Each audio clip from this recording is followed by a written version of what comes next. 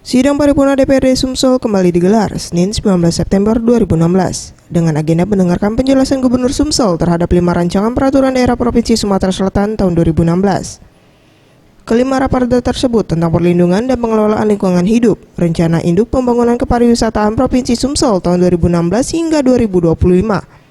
Perubahan atas Perda Nomor 5 Tahun 2016 tentang pembentukan PT Sriwijaya Mandiri Sumatera Selatan, tentang pembentukan dan susunan perangkat daerah Provinsi Sumsel, dan yang terakhir raperda tentang penambahan penyertaan modal Pemprov Sumsel pada perseroan terbatas Bank Pembangunan Daerah Sumsel dan Babel.